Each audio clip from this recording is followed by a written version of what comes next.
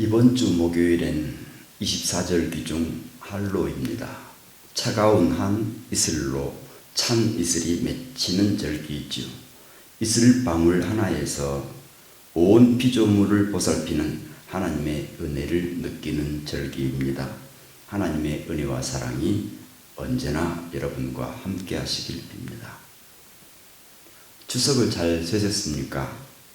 잘 쇠셨습니까? 라는 말을 잘 보냈습니까? 잘 지냈습니까? 라는 말로 알아먹기로 약속을 해서 이 말을 씁니다. 기독교인에게 대표적인 약속 두 가지가 있지요. 구약, 신약. 이 약속들은 모두 하나님의 말씀입니다. 한국인의 가장 쉽게 하는 약속 중 하나는 언제 밥 한 번 먹자입니다. 한국인의 인사말이기도 하지요. 왜 이런 말이 나왔냐면 우리나라 사람들이 가장 행복할 때가 좋아하는 사람과 밥 먹을 때입니다. 기독교인에게 밥을 다른 말로 생명의 양식이라고 합니다. 이 생명의 양식을 예배에서는 세 가지 형태로 표현합니다. 눈으로 보는 성경 말씀, 귀로 듣는 설교 말씀, 손으로 만진 성만찬 말씀입니다. 밥 한 번 먹자고 하나님께서 우리를 초대하십니다. 이사야 55장 1절입니다. 오라 너희 모든 목마른 자들아 물로 나아오라. 돈 없는 자도 오라. 너희는 와서 사 먹되 돈 없이 값 없이 와서 포도주와 젖을 사라. 요한 1서 1장 1절 말씀입니다. 태초부터 있는 생명의 말씀에 관하여는 우리가 들은 바요, 눈으로 본 바요, 자세히 보고 우리의 손으로 만진 바라. 생명의 말씀을 봄으로써 말씀과 사귐에 들어갑니다. 생명의 말씀을 들음으로써 말씀을 누리며 살게 됩니다. 생명의 말씀을 만짐으로써 말씀을 통하여 기쁨이 충만합니다. 생명의 말씀을 봄으로써 성경 말씀과 사귀며 살기를 바랍니다. 이사야 55장 5절 말씀입니다. 보라, 내가 알지 못하는 나라를 내가 부를 것이며 너를 알지 못하는 나라가 내게로 달려올 것은 여호와 내 하나님 곧 이스라엘의 거룩하신 이로 말미암음이니라. 이는 그가 너를 영화롭게 하였느니라. 태초부터 있는 말씀을 보라고 하십니다. 주가 너를 영화롭게 하리라 약속하십니다. 날마다 성경을 대하십시오. 하나님과 사귐입니다. 하나님이 나를 영화롭게 하십니다. 모든 성경은 하나님의 감동으로 된 것으로 교훈과 책망과 바르게 함과 의로 교육하기에 유익하니 이는 하나님의 사람으로 온전하게 하며 모든 선한 일을 행할 능력을 갖추게 하려 함이라 말씀합니다. 성경을 보는 일은 유익한 일입니다. 성경을 보는 일은 하나님의 사람이 되는 일입니다. 성경을 보는 일은 하나님의 사람으로 온전하게 되는 일입니다. 성경을 보는 일은 하나님의 사람으로 선행 능력을 갖게 합니다. 성경을 보는 일은 하나님과 사귐입니다. 사귐은 서로 알아가는 기쁨이 있습니다. 나는 주님을 봤어. 병자를 고치고 귀신을 내쫓고 기적을 행하고 제자들의 발을 씻기고 애절한 눈빛으로 떡과 포도주를 나눠주시던 그분을 우리는 봤어. 사귐에 있어서 중요한 일은 밥 먹는 일입니다. 여기서 밥 먹는 일이 무엇이겠습니까? 성경을 보는 일입니다. 생명의 말씀을 봄으로써 성경 말씀과 사귐으로 살기를 바랍니다. 생명의 말씀을 들음으로써 설교 말씀을 누리며 살기를 바랍니다. 이번에는 말씀을 듣기 위하여 사람들이 예수님을 밥 한 번 먹자고 초대했네요. 말씀을 듣는데 두 가지 유형의 자세, 태도, 방식을 보여줍니다. 하나는 마르다형입니다. 밥 한 번 먹자 해서 먹자보다는 밥 한 번이 더 중요합니다. 그래서 내 방식대로, 내 솜씨로, 내 실력으로, 내 입맛대로 듣습니다. 내게 오시는 손님이 무엇을 좋아하는지, 무엇을 싫어하는지 아랑곳 않습니다.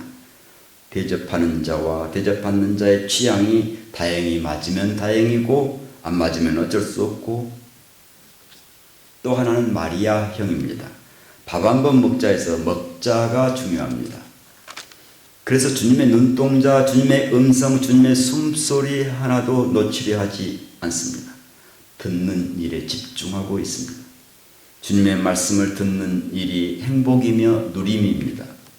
마리아의 말씀을 듣는 누림을 마르다가 참견합니다. 주님, 내 동생이 나를 도와주라 하소서 하니까 주님의 말씀이 마리아는 이 좋은 편을 택하였다 하십니다. 말씀을 듣는 누림은 이 좋은 편을 택하였다는 것이 됩니다. 말씀을 듣는 누림은 다윗이 그 체험자였습니다. 다윗은 베들레헴의 한 목동이었고 8형제 중 막내였습니다. 그런 그가 제일 잘하는 것은 하나님 말씀을 듣는 일이었습니다. 이스라엘이 국가의 혼란기에 새로운 지도자가 필요했는데 하나님은 다윗이 왕 되게 하셨습니다. 그것도 통일 왕국의 왕이 되게 하셨습니다. 나중에는 예수 그리스도의 핏줄의 조상이 되게 하셨습니다. 우리는 듣습니다. 그분의 음성을, 하나님 나라를 선포하시는 그 음성을, 우리를 다정하게 부르시는 그 음성을, 스쳐가는 바람길에도 말씀하시는 그 음성을 우리는 듣습니다. 생명의 말씀을 들음으로써 설교 말씀을 누리며 살기를 바랍니다. 생명의 말씀을 만짐으로써 성만찬 말씀을 통하여 기쁨이 충만하기를 바랍니다.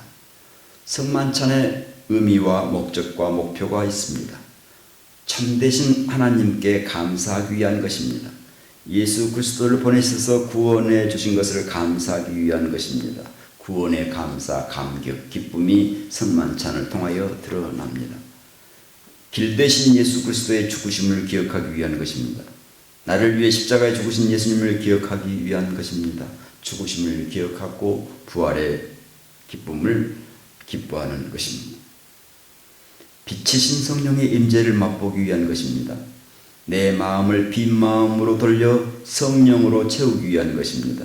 성령의 기쁨을 성만찬에서 맛보고 성도의 교제를 나누고 주님과 하나가 되고 우리가 하나 되어서 이웃과의 교제로 나아가기 위한 것입니다. 그러니까 성만찬의 목표는 삼위일체 하나님이십니다. 하나님께 구원의 감사를, 예수님의 십자가와 부활을 기억하고 성령의 임재와 기쁨과 이웃과의 교제로 나아감이 그 목표입니다. 그동안 성만찬에 관하여 부활과 기쁨에 치우치기보다는 십자가와 슬픔에 치우치다 보니까 이 십자가와 슬픔은 개인적인 죄와 회개에 머무르게 되고 부활과 기쁨의 중심을 두게 되면 이웃을 향한 나눔, 공동체가 새로움으로 나아가게 됩니다. 예배에서 성만찬을 받는 사람은 생명의 양식을 먹는 사람으로서 성령의 기쁨이 있어야 합니다.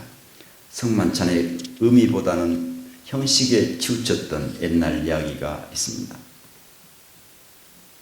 어느 주일 예배에서 성만찬 시간인데 이 포도주를 맛본 어떤 성도님이 아이고 서라 쉬어라 무슨 포도주가 이리 시다냐 그랬더니 그 말을 들은 목사님이 참지 못하고 말을 하고 맙니다. 올해 포도주가 신 것은 전적으로 하나님 책임입니다. 그 다음번 성만찬 시간이 되어서 저번에 그 성도님이 또 포도주가 이쯤 되어야지 아주 좋은데요 했더니 목사의 말씀이 이 포도주는 전적으로 제 작품입니다 했더라는 이야기가 있습니다. 우리는 그분을 손으로 만져봤습니다. 태초부터 계신 거룩하신 그분을, 언제라도 기쁨을 함께 나누는 그분을, 빛 가운데 살면서 서로 덕을 세우고 사랑으로 격려하도록 기쁨 주시는 그분을 우리는 손으로 만져봤습니다. 비록 성만찬이 형식을 갖춘 예식으로서는 부족하지만 우리 예배 속 성만찬의 요소는 신앙 고백과 봉헌, 성도의 교제와 이웃을 향한 삶으로 되어 있습니다. 생명의 말씀을 만짐으로써 성만찬 말씀을 통하여 기쁨이 충만하기를 바랍니다. 기도드립시다. 생명의 말씀을 봄으로써 성경 말씀과 사귀며 살게 해 주옵소서. 생명의 말씀을 들음으로써 설교 말씀을 누리며 살게 해 주옵소서. 생명의 말씀을 만짐으로써 성만찬 말씀을 통하여 기쁨이 충만하게 해 주옵소서. 예수 그리스도 이름으로 기도하옵나이다.